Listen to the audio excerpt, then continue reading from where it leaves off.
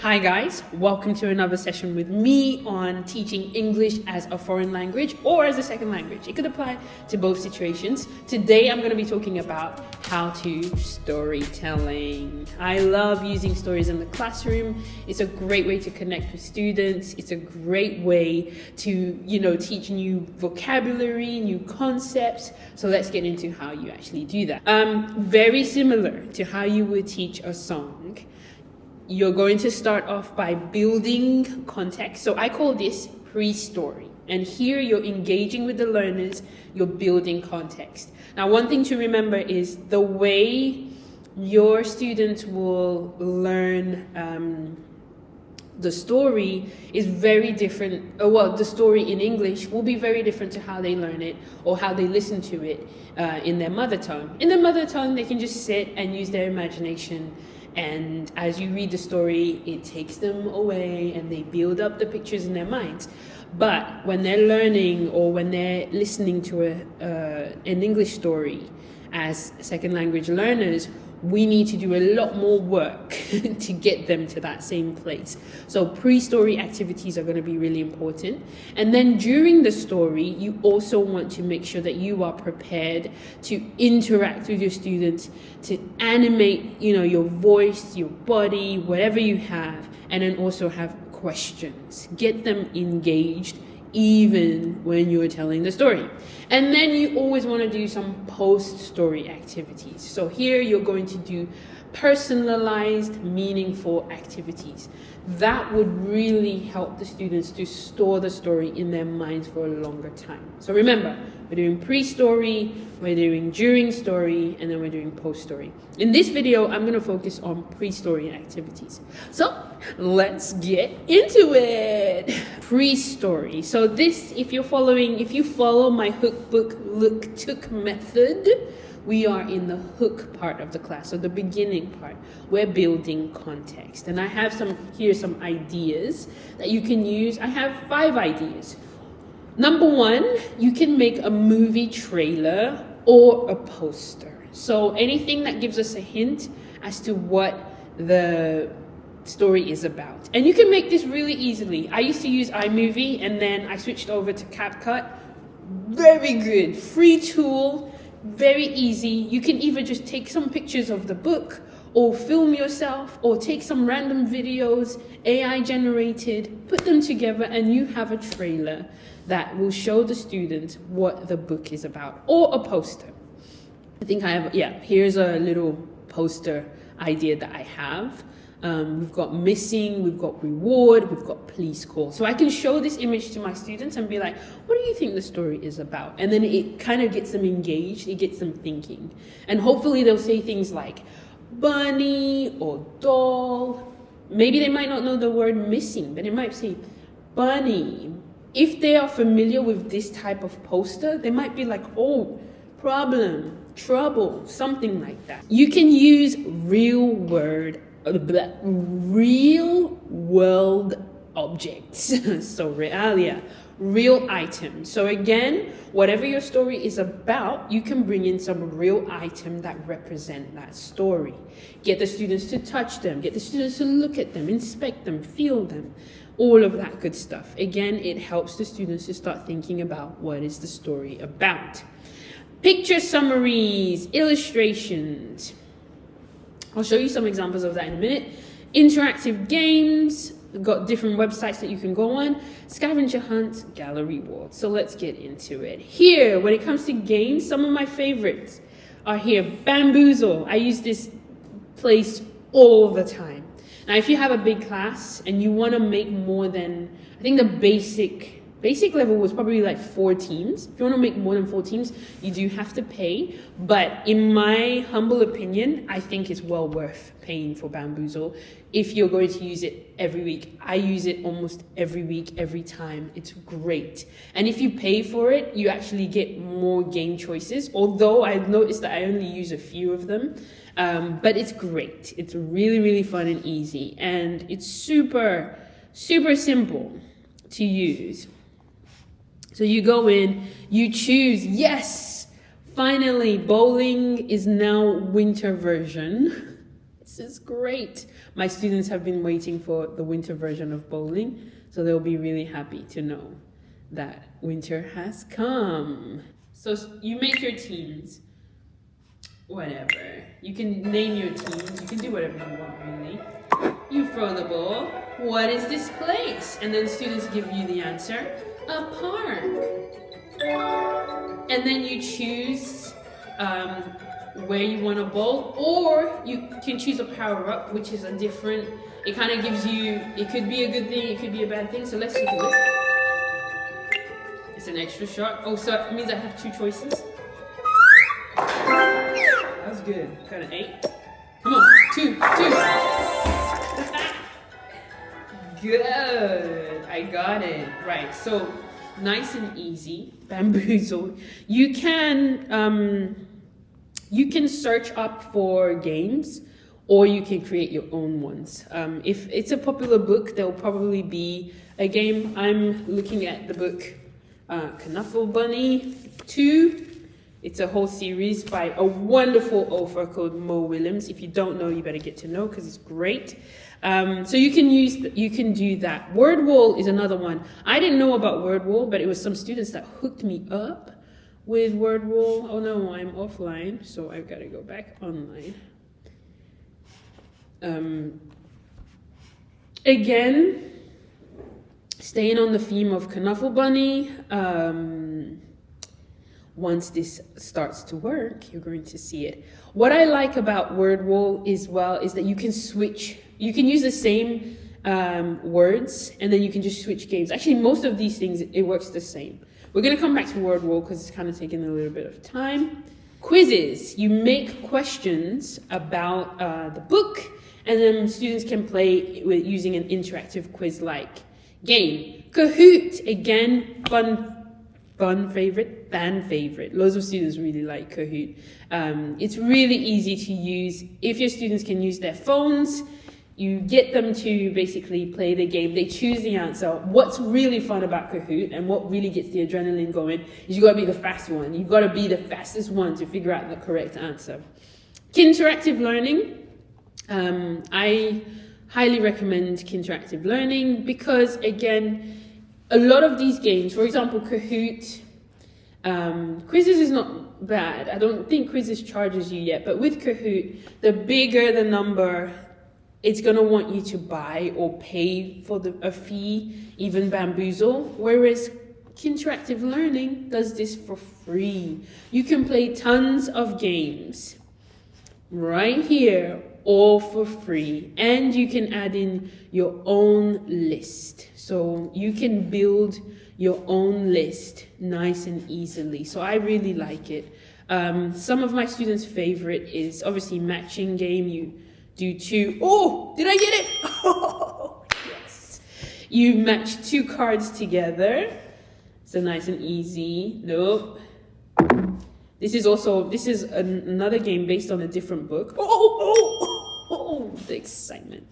One of my students' favorite is hidden picture. You choose a card randomly and you guess. Wait, I'm gonna guess. So this is a book where it has some Spanish words. It's a video game. Video game. I didn't even know, and I guessed it right. Good. So my students love this because, again, it gets them guessing. It gets them thinking about what is behind the cards. There's something about mystery that gets students really excited. Is it working? No. I'm trying to see if we can get it to work, but it's not working. It does usually work. Okay, maybe it's coming. Maybe it's coming. Maybe we'll see it. Good.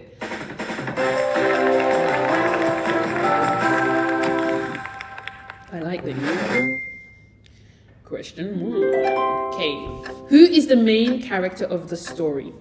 Knuffle Bunny, Trixie's dad, or Trixie? I think it was Trixie. Is the answer right?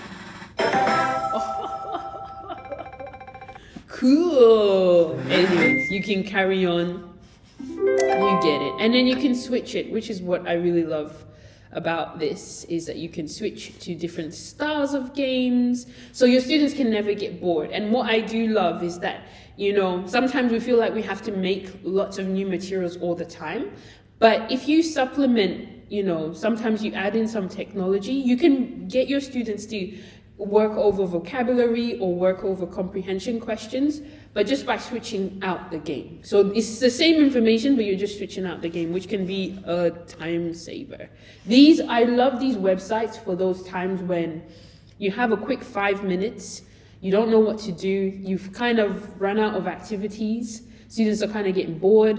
This is a great way to, keep it going, to keep the class under control. Or better yet, if you have access to technology in the classroom, somebody's finished early, they've done a great job, there's no more work that they really need to focus on, how about you give them a chance to play a game? And it's a great motivator for other students too, because they'll see that and they'll be like, I want to play that game.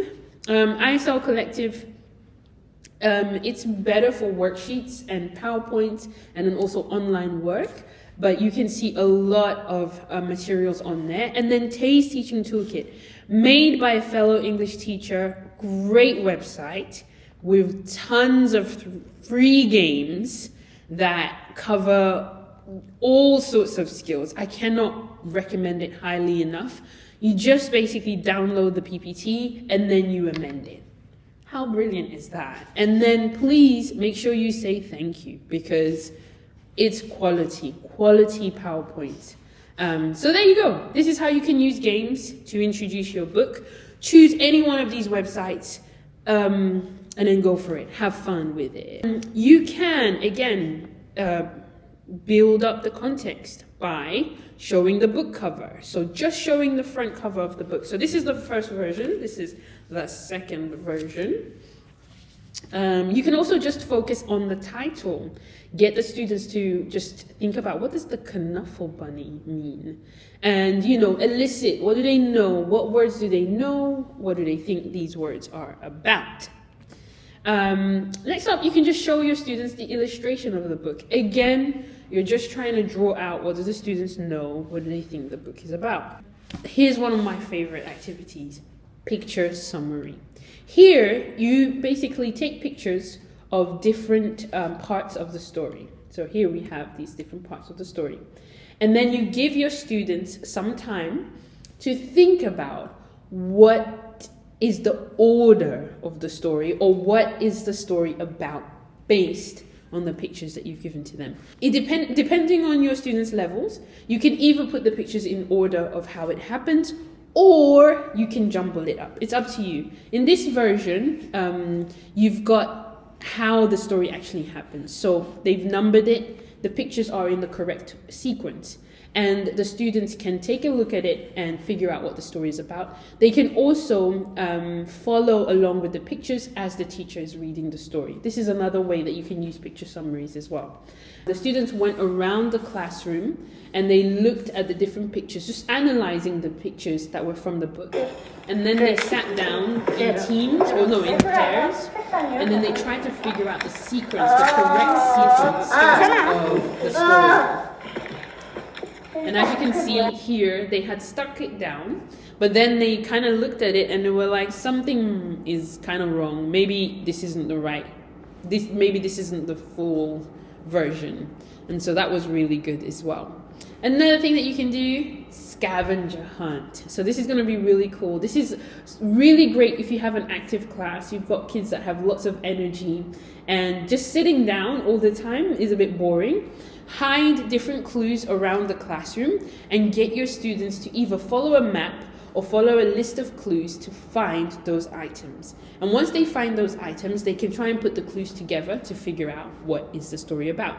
So again, you can use something like these picture clues and hide them in different parts of the classroom. And students have to find the 6th set and then come back to their table and try and put it together. Again, it gets your students moving around, it gets them active, it gets them engaged in the classroom, which is really, really brilliant. We're almost there we're almost there. Something else that will really help your students in terms of establishing the context and helping them to understand the story is teaching vocabulary. So this kind of comes into book. So we're moving away from the hook and we're going into book. So choose, I would say, about 5 or 6 words that represent the story or that kind of tell us a little bit about what the story is about, and then teach them in detail. Now, the steps that I like to follow are these. Number 1, elicit. Don't tell your students what the words are. Get it from the students. So find out what the students know. Elicit the words from your students. Number 2, give each of the target language, each word, each phrase, each grammar point, an action. This will help with their long-term memory. Number 3, repeat it. Actually get your students to say the word out loud so that they know what it should sound like, so that they know what parts of the mouth they should be using. But not only that, go over the correct pronunciation. That means, if they're saying it wrong with a weird stress, address it. If they are not using intonation, tell them. So don't just repeat the word for repeating the word's sake, but really focus on making sure that they have the correct pronunciation of the word. And then number 4, ask concept check questions. I have a whole video dedicated to how to teach vocabulary in more detail, but you want to find out if the students really know what this word is. That they're not just using some, picture clues, or they're not just guessing, but they actually understand what the word is. So prepare some questions to ask them. And then number 5, this is really practical, make flashcards. You're always going to need to review words, and you're always going to ask your students later on, and different words come up in different topics. So make flashcards that the students can use. These are personalized flashcards that they can keep. They can use it for a bunch of activities. They can use it to review the words that they've learned. They can use it to play matching games. They can use it also to help them with writing. They can use it to build up their own personal dictionary. They can use it in so many different ways. So those are the 5 steps of teaching vocabulary. Again, if you want to know more, I have a dedicated video to this, but this is something that you should definitely do before you read the story aloud. Now, call to action.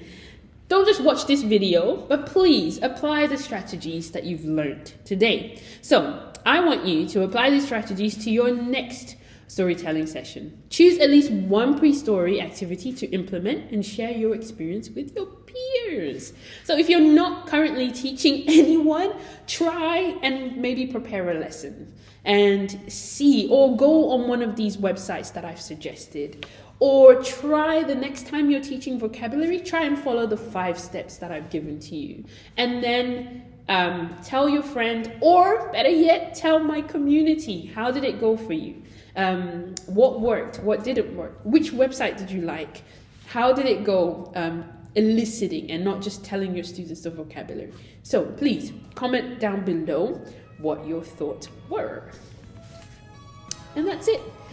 Please like and subscribe to this video. I hope that you enjoyed it. I hope it was helpful and you learned at least one thing. And I shall see you next time. Thank you very much. Goodbye.